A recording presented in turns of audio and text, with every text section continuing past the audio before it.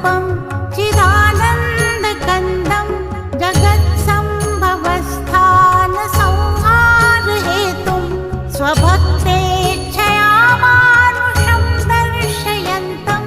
नमामीश्वरं सद्गुरुं साईनाथं भवद्ध्वान्तविध्वंसमार्तण्डमीड्यं मनोवागतीतं मुनिर्ध्यानगम्यं जगद्व्यापकं